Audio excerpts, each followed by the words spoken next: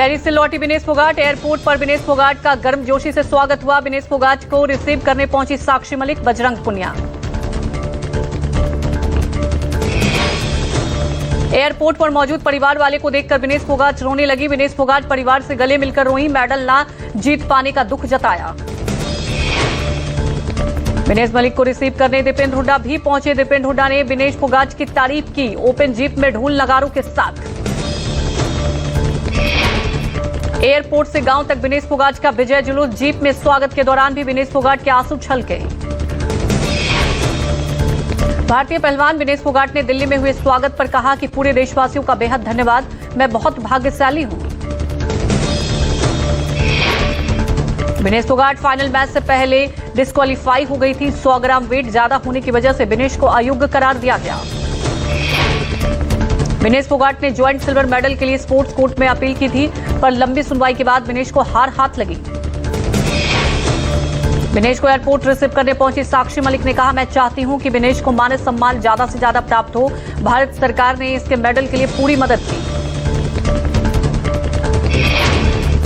विनेश ने जो देश के लिए किया है वो बहुत प्रदर्शन करते तो विनेश को जितना मान सम्मान पाएंगे, बस मैं ये चाहती हूँ कि विनेश का मान सम्मान ज्यादा से ज्यादा। मनीष सिसोदिया ने लिखा, विनेश आप सिर्फ अपने प्रतिद्वंदी से नहीं बल्कि एक पूरे सिस्टम से लड़ रही थी जो आपको नष्ट करने पर तुला हुआ था। फिर भी सभी कठिनाई को पार करते हुए आपने भारत मां को गौरवान्वित किया है। TRD voice of global south summit में बोले पीएम मोदी, कहा पिछले कुछ सालों में डिजिटल और ऊर्जा कनेक्टिविटी से आपसी सहयोग को बढ़ावा मिला। पीएम ने समिट को संबोधित करते हुए कहा, आज हम ऐसे समय में मिल रहे हैं जब चारों ओर अनिश्चितता का माहौल है। युद्ध हमारी विकास की यात्रा के लिए चुनौतियां खड़ी कर रहा है। पीएम मोदी ने कहा, ग्लोबल साउथ में डीपीआई में तेजी लाने के लिए सोशल इंपैक्ट फंड बनाया। भारत इसमें $25 मिलियन की शुरुआती योगदान करेगा। प्रधानमंत्री मोदी ने voice of global south summit को संबोधित किया। साउथ के 12 देशों के साथ बांग्लादेश के अंतरिम सरकार के प्रमुख मोहम्मद यूनुस भी शिखर सम्मेलन में शामिल हुए। शिक्षक भर्ती में हाईकोर्ट के आदेश के बाद केशव प्रसाद मौर्य ने कहा, शिक्षकों की भर्ती में इलाहाबाद हाईकोर्ट का फैसला स्वागत योग्य। पिछड़ा और दलित वर्ग की जीत, लंबा संघर्ष किया। इलाहाबाद हाईकोर्ट द्वारा शिक्षक भर्ती की मेरिट लिस्ट को रद्द किए जाने के फैसले का डिप्टी सीएम केशव प्रसाद मौर्य ने स्वागत किया और कहा कि ये लंबे संघर्ष के बाद जीत मिली है। इलाहाबाद हाईकोर्ट ने 69,000 सहायक टीचर की नियुक्ति को किया रद्द। सरकार से 3 महीने के भीतर नई सूची जारी करने को कहा। अखिलेश यादव ने योगी सरकार पर बोला हमला, कहा शिक्षक भर्ती भी वाजपेयी घपले, घोटाले और भ्रष्टाचार की शिकार साबित हुई। नई सूची पर निगाह रहेगी, किसी का हक नहीं मरने देंगे।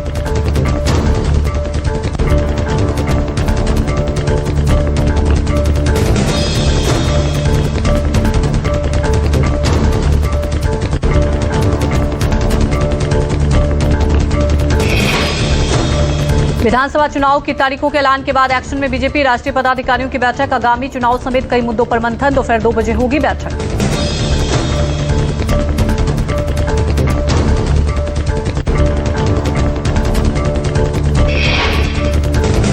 महाराष्ट्र के डिप्टी सीएम अजित पवार की विधानसभा चुनाव न लड़ने की अटकलें तेज। अजित पवार ने विधानसभा सीट से अपने छोटे बेटे जय पवार को उतारने के दिए संकेत।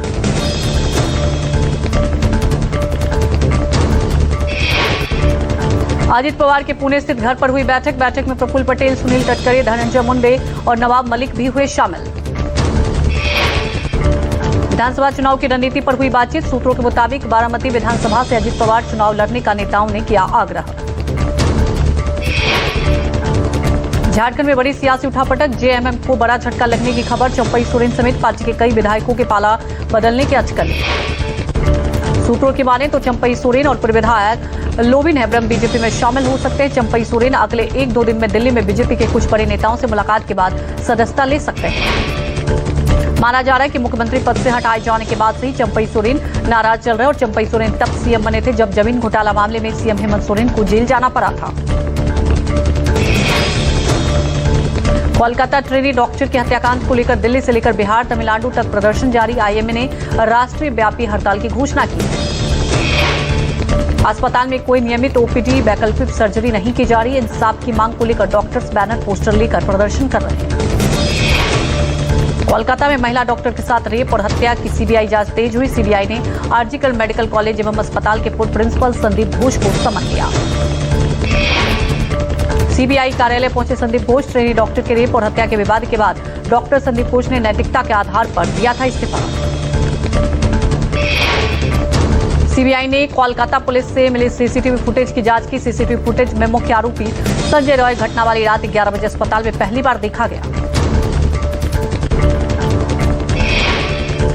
कोलकाता रेप केस के खिलाफ बॉलीवुड स्टार भी लामबंद हुए। बॉलीवुड के कई एक्टर एक्ट्रेस ने ममता बनर्जी से इंसाफ मांगा। आयुष्मान खुराना ने कविता के माध्यम से कोलकाता ट्रेनी डॉक्टर रेप और हत्या पर रोष जताया। आयुष्मान खुराना ने कविता में कहा, काश मैं भी लड़का होती। पढ़ाओ लिखाओ सशक्त बनाओ, और जब पढ़ लिख कर डॉक्टर बनती मेरी मां ना खोती उसकी आंखों का मोती। काश मैं भी लड़का होती, झल्ली बनकर दौड़ती उड़ती सारी रात दोस्तों के साथ फिरती। काश मैं भी लड़का होती।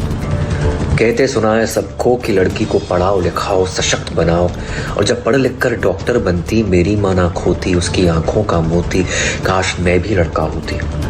36 घंटे का लगातार कार्य दुश्वार हुआ, बहिष्कार हुआ, बलात्कार हुआ, पुरुष के वहशीपन से साक्षात्कार हुआ।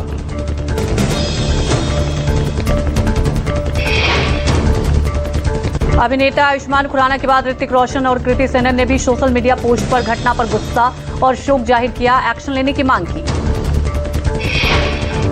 कृति सेनन ने लिखा, 78वें स्वतंत्रता दिवस पर क्या हम आजाद हैं? भयानक वास्तविकता देखकर मेरा दिल टूट जाता है कि महिलाएं अभी भी अपने ही देश में सुरक्षित नहीं हैं।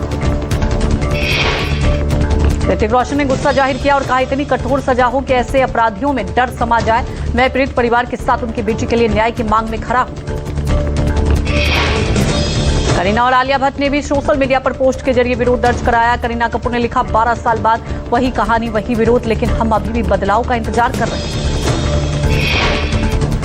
आलिया भट्ट ने आक्रोश जताते हुए लिखा, एक और बलात्कार, एक और भयानक अत्याचार जो हमें याद दिलाता है निर्भया त्रासदी को 1 दशक के अधिक समय हो गया है, लेकिन अभी भी कुछ खास नहीं बदला। प्रीति जिंटा ने कहा, दिल बहुत दुखता है जब किसी भी रेपिस्ट का चेहरा छिपा दिया जाता है, उसका चेहरा मीडिया को दिखाना चाहिए। आंध्र प्रदेश के सीएम चंद्रबाबू नायडू पीएम मोदी और शाह से करेंगे मुलाकात। केंद्रीय जल शक्ति मंत्री से मिलकर पोलावरम सिंचाई परियोजना पर चर्चा। चंद्रबाबू नायडू केंद्रीय जल शक्ति मंत्री सीआर पाटिल से की मुलाकात।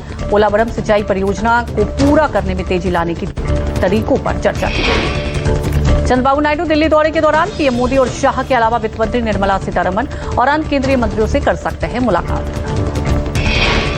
चंद्रबाबू नायडू कर्ज में डूबे आंध्र प्रदेश को पुनर्निर्माण के लिए सहायता और समर्थन की मांग कर रहे हैं। केंद्र ने राज्य की कई राजधानी के विकास के लिए 15,000 करोड़ रुपए की घोषणा की थी।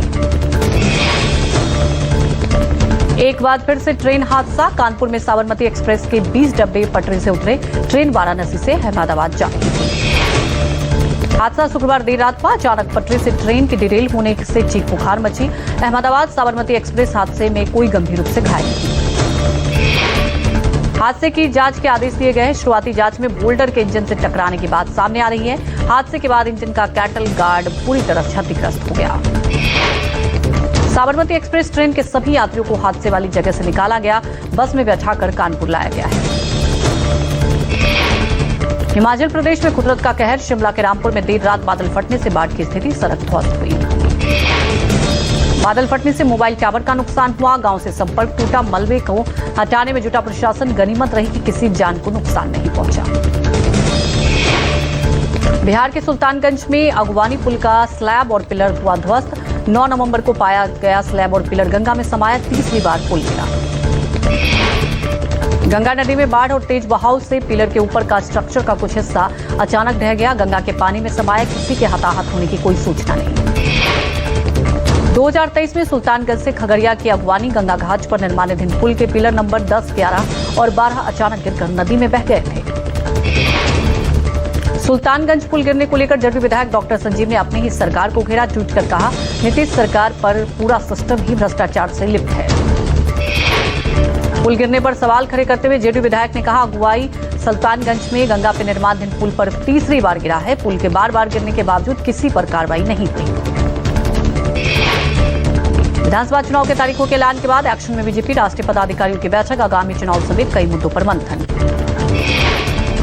राष्ट्रीय पदाधिकारियों के साथ साथ सभी प्रदेश अध्यक्ष और प्रदेश संगठन मंत्री बैठक में शामिल।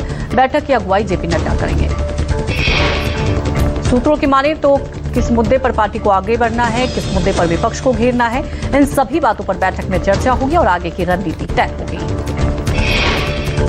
स्वतंत्रता दिवस पर साइबर सिटी गुरुग्राम में बीजेपी नेता नवीन गोयल ने निकाली तिरंगा यात्रा। तिरंगा यात्रा में हजारों की संख्या में महिलाएं, पुरुष समेत छोटे बच्चे शामिल। देशभक्ति के नारों से गूंज हुआ वातावरण। बीजेपी केंद्रीय संसदीय बोर्ड के सदस्य सुधा यादव ने यात्रा को हरी झंडी दिखाया और रवाना किया। यात्रा में भारी संख्या में बाइक सवार शामिल हुए। 12 किलोमीटर की यात्रा में देखी गाड़ियों का हजूम। बाइक पर सवार युवा हाथों में तिरंगा लेकर यात्रा में हुए शामिल। हरियाणी कलाकारों ने परफॉर्म किया। उधर शहर में तनाव की स्थिति को देखते हुए आज सभी स्कूलों में अवकाश घोषित किया गया। अधिकांश निजी स्कूलों में छुट्टी की घोषणा की गई है। इलाहाबाद हाईकोर्ट का बड़ा फैसला। 69,000 शिक्षक भर्ती को किया रद्द। कोर्ट ने फिर से मेरिट लिस्ट निकालने का निर्देश दिया। हाईकोर्ट के फैसले का अखिलेश यादव ने स्वागत किया। साथ ही योगी सरकार पर हमला बोला। कहा शिक्षक भर्ती भी बीजेपी के घपले, घोटाले और भ्रष्टाचार की शिकार हुई। हाईकोर्ट के फैसले के बाद शिक्षा विभाग का बयान। कहा माननीय न्यायालय के आदेश का विभाग कर रहा है अध्ययन। किसी भी युवा के भविष्य के साथ अन्याय नहीं होगा।